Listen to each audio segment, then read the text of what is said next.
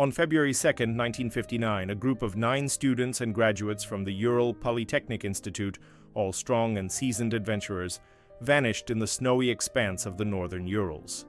Their leader, 23-year-old Igor Dyatlov, had carefully mapped out the journey. It was meant to be nothing out of the ordinary, just a winter expedition classified as third-level difficulty. Yet something went terribly wrong. 26 days later, search teams discovered their tent on the slopes of Mount Kolat-Syakhl. The tent was partially torn apart, and most notably, it had been slashed from the inside. It seemed as though all 9 individuals were gripped by sheer panic, cutting through the fabric with knives instead of taking the time to unzip the entrance. The footprints led downhill, toward the dense forest, barefoot, partially clothed, in temperatures plunging to 30 degrees below zero. The first 5 bodies were found in different positions, one clinging to a tree trunk, another frozen while shielding their face with their hands. 2 had burn marks on their skin and 1 had bloody froth on their lips. The other 4 were discovered later, buried under a thick layer of snow. Their rib cages were crushed inward, as if smashed by an immense force. One of the women, Lyudmila Dubinina, was missing her eyes and tongue. But the oddest detail? Traces of radiation were found on their clothing. The investigation wrapped up in just 3 months. The official explanation: an overwhelming natural force. The case was sealed and classified. But what really happened? Why did they flee as if escaping an unseen attacker? What could have shattered ribs without leaving visible signs of impact? Who or what tore out Lyudmila's tongue? And why were there radioactive traces on their belongings when no factories or testing grounds were nearby? 60 years later, the mystery persists. But what if the answer has been right in front of us all along? Let's dig deeper. The start of the hike, January 23, 1959. A group of 9 people, 7 men and 2 women, all between the ages of 20 and 24, sets out from Sverdlovsk, now Yekaterinburg. These are no beginners. Among them are engineers, military personnel, and athletes. Their goal is to conquer Mount Otorten, in the Mansi language, "Don't go there." Group members: Igor Dyatlov, Zinaida Kolmogorova, Yuri Doroshenko, Lyudmila Dubinina, Alexander Kolevatov, Rustem Slobodin, Nikolai Thibaut Brignol, Yuri Krivonishenko, Semyon Zolotaryov. The last entries in Zinaida's diary: January 31st, we set up camp on the slope. The wind is fierce, but we keep moving forward. Tomorrow we should reach the pass. Everything is fine, although Igor seems a bit nervous. February 1st, they deviate from their planned route, suddenly turning left. Instead of following the intended path, they begin ascending Kolat-Syakhl, Mountain of the Dead in Mansi. Evening of February 1st. The group sets up camp for the night on an open slope, even though dense forest offering protection from the wind lies just 300 meters away. The tent is pitched unevenly, as if in a hurry. The weather worsens, the temperature drops to 30 degrees below zero, and the wind reaches 15 meters per second. But instead of reinforcing their shelter, they quickly climb inside without even removing all their clothes. Something had already frightened them before the disaster. Almost 20 days later, on February 20th, searchers find the empty tent. The entrance is tied shut from the inside, but the side wall is torn in several places, as if people jumped out through it without untying the entrance. Inside, all their gear, warm clothing, and boots remain. Scissors and knives lie scattered on the floor. These were used to cut the fabric. Footprints lead downhill toward the forest, but not ordinary footprints, barefoot imprints and sock-clad steps. The first bodies found, Yuri Doroshenko and Zinaida Kolmogorova, discovered near a fire, dressed only in their underwear. Their skin is burned, as if from intense heat exposure. Igor Dyatlov lies 300 meters away, his face covered in frost, one hand reaching back toward the tent. Rustem Slobodin, dead in a crawling position, his skull fractured, yet the skin remains undamaged. Nikolai Thibaut Brignol's eyes ripped out, frozen in terror. 2 months later, under a layer of snow, the remaining bodies are found. Lyudmila Dubinina, Alexander Kolevatov, Semyon Zolotaryov, Yuri Krivonishenko. All have broken ribs, some with missing facial features. Lyudmila's tongue is missing, no signs of struggle, no foreign footprints, only strange orange spots on their skin and radioactive clothing. What made them run? What killed them in such varied ways? And why was the investigation rushed to close the case? Let's examine all this further. Strange circumstances of death, unexplainable and terrifying. The tent cut from the inside, escape from an invisible threat. Dyatlov's group's tent wasn't just abandoned, it was evacuated in a hurry.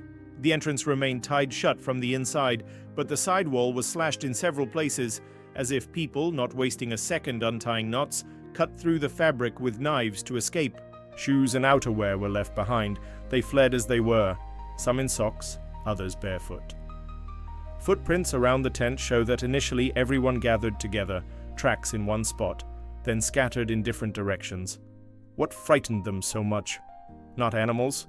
There were no signs of wolves or bears, and experienced hikers wouldn't have run naked into a blizzard. Not an avalanche. The slope was gentle and there were no signs of snow movement. Not a conflict. All personal belongings were untouched and there were no signs of struggle. They ran from something that couldn't be waited out or endured. Unexplainable injuries. As if they were crushed by something powerful. When the remaining 4 bodies were found 2 months later, even forensic pathologists were shocked.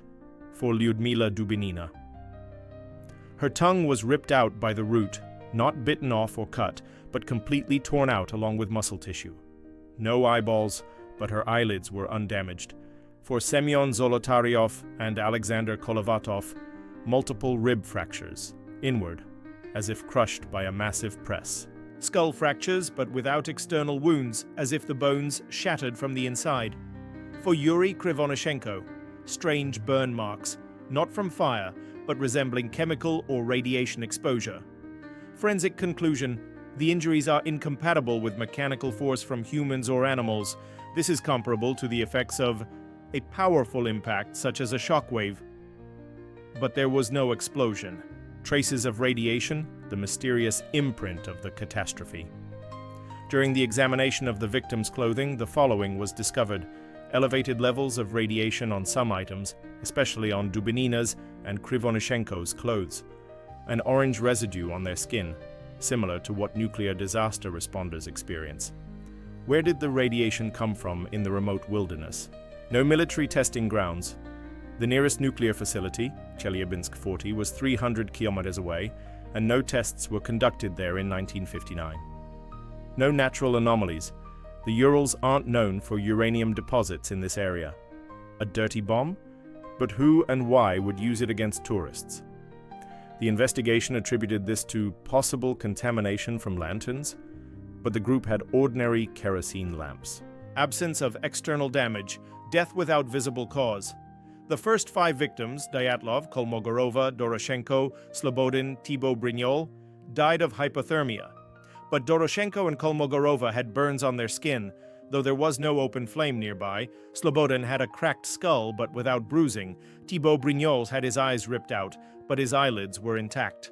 Why didn't they try to return? The fire was built 1.5 kilometers from the tent, meaning they intentionally headed into the forest instead of trying to save themselves. Some were partially clothed, meaning death came quickly before the cold fully overtook them. Conclusion: something made them flee, something killed them in different ways, and something left traces of radiation. Official versions: rational but unconvincing. The avalanche theory. In 2021, Russian authorities officially closed the case, citing a snow slab collapse as the cause. But why does this version raise doubts? The tent was pitched on a slope of only 15 to 20 degrees. An avalanche requires a minimum incline of 30 degrees. There were no signs of snow movement. The tent remained in place and items inside weren't disturbed. The injuries Don-T match those caused by avalanches. Broken ribs and torn out tongues can be explained simply by snow pressure. Next version: the snow slab collapse, a refined avalanche theory. Some experts suggest that a small snow slab might have collapsed, frightening the group. But why didn't they return? Even if the tent had been buried, they could have dug it out. Why did some die later? Avalanches kill instantly, not dragging death over hours. Hypothermia plus panic. Initial theory. Investigators theorized that the hikers were frightened by something, fled into the freezing cold, and died of hypothermia. But experienced tourists know that stripping in the cold is a death sentence. Why did some suffer horrific injuries? Cold doesn't break ribs from the inside. Why did tracks lead toward the forest, not back to the tent? Alternative theories, from military secrets to the paranormal. Military testing, the most popular theory. The Dyatlov Pass area bordered secret testing grounds. What if the group became accidental victims of military tests? Infrasound weapons could have caused panic and internal injuries. Missile tests, falling debris might have killed part of the group. Nuclear experiments explains radiation. But why didn't the military remove the bodies? Another version, Mansi attack or escaped prisoners. Local Mansi tribes considered the mountains sacred and might have attacked. But no signs of struggle, no foreign footprints. Why tear out tongues? It seems ritualistic, but the Mansi didn't practice such things. Escaped prisoners? Unlikely. No one would hunt tourists in such weather. Anomalous phenomena. Ball lightning could have burned and scared them, but doesn't explain fractures. UFOs, other tourists' diaries that year mentioned strange lights. Infrasound from wind could have caused panic but not injuries. Secret experiments, psychotropic weapons, could have induced hallucinations and panic. Radiation tests. But why on this specific group? Energy experiments. The USSR was indeed studying torsion fields and psychophysical weapons. Which version is closer to the truth? Each theory has weak points, but the military and anomalous ones seem the most convincing. What were the authorities hiding? In 1959, the case was classified. Why? Witnesses reported flying spheres, but their testimonies were ignored. Some documents disappeared. Intentionally? Perhaps the truth lies somewhere in between. New data and renewed investigations. Truth or another lie? In 2019, the Russian Prosecutor General's office reopened the investigation, and in 2021 it announced the conclusion: the cause of death, a snow slab collapse. Arguments from the investigation: computer modeling showed that a wind slab, a snow layer detached under the group's weight, could have formed on the slope. Experiments with mannequins allegedly confirmed that falling snow could cause injuries. New forensic analyses claimed that rib fractures could have resulted from snow pressure. But criticism of the official findings. Why doesn't the avalanche theory add up? The tent wasn't buried in snow. When rescuers found it, the tent was partially destroyed, but not crushed. Items inside were untouched. If an avalanche had occurred, they would have been scattered. Deaths were spread out over time. The first 5 died of hypothermia, the others from injuries. Avalanches kill instantly, not selectively. It doesn't explain radiation and burns. Where did the radioactive traces come from? Snow doesn't emit radiation. Why were some victims burned? Why did the group cut the tent? If the avalanche had already occurred, why run? If it hadn't yet occurred, why flee to certain death in -30 degrees? What does none of the theories explain? Lyudmila Dubinina's torn-out tongue. Neither an avalanche, nor the military, nor the Mansi tear out tongues. This resembles a ritualistic killing or the effect of an unknown force. Missing eyeballs of some victims. Not predators, eyelids were undamaged, no claw marks, not decomposition. The bodies were in the snow, tissues preserved. Orange skin discoloration resembles radiation burns, but such technology didn't exist in the USSR in 1959. Why did the tracks lead into the forest, not toward safety? Experienced hikers should have returned to the tent or sought shelter. Instead, they went deeper into the taiga, as if something led or drove them. Conclusion: the official version is convenient but incomplete. It's beneficial for authorities to close the case, but key mysteries remain: radiation, inhuman injuries, the group's strange behavior before their deaths. Something happened at Dyatlov Pass, something that is still being hidden. Why does the mystery remain unsolved today? Were key pieces of evidence destroyed? From the very beginning, the investigation was conducted strangely. The group's film rolls were partially exposed, accidentally or deliberately. Diaries of Dyatlov and others contain torn-out pages. Medical reports from 1959 have disappeared. Only brief excerpts remain. Radiation analyses were redone in the 1990s. The originals are lost. Someone clearly cleaned up the archives. who benefited from the disinformation? The Soviet military. If the group died due to secret weapons testing, infrasound missiles, radiation, admitting it was impossible. In 1959, the USSR was preparing for its space program. Any scandal would have been dangerous. The KGB, the natural force explanation, allowed them to avoid questions. Witnesses of orange spheres in the sky were silenced. Modern authorities closing the case in 2021 stopped new questions. Acknowledging investigative errors would undermine trust in the state. Is it possible to find answers today? Theoretically, yes, but unpublished KGB archives may still exist. Perhaps the truth lies there. Modern technology could re-examine the bodies, DNA, radiation traces, but the remains have long been buried. The last witnesses have died. Military personnel involved in possible tests took the secret to their graves. Which theory seems most believable? After analyzing all the evidence, the military testing hypothesis appears to be the most credible. The radiation traces, undeniable proof of artificial interference. The nature of the injuries, internal damage, fractures, aligns with the effects of a shockwave or infrasound. The presence of secret testing sites nearby. In 1959, the USSR was actively experimenting with new weapon technologies. What could have occurred? The group may have accidentally wandered into a restricted testing area. A powerful infrasound blast might have triggered intense panic and uncontrollable fear, causing them to flee without regard for the freezing temperatures. Some suffered injuries from the shockwave, crushed ribs, while others succumbed to hypothermia later. The radiation could have resulted from experiments involving radioactive markers or even a dirty bomb. But this theory still fails to explain the missing tongues and eyes. Why does this tale remain one of the eeriest enigmas of the 20th century? Bizarre details, half-dressed individuals braving sub-zero cold, a tent slashed open, and injuries that defy logic.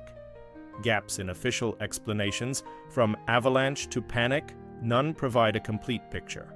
A lingering feeling that the truth is being concealed, classified files, lost evidence, and unanswered questions.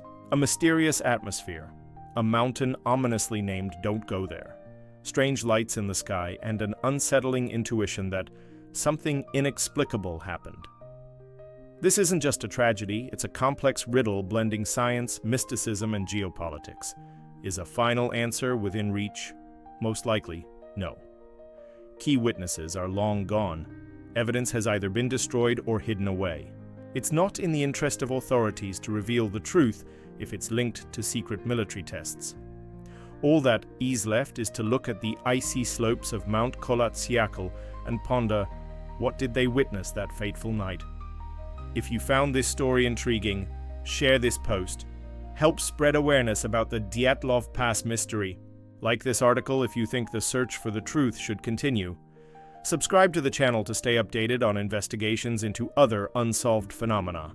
And most importantly, remember, somewhere deep in the Ural wilderness, the unresolved mystery of 9 lives still awaits its final chapter. Perhaps it will be you who uncovers the last missing clue.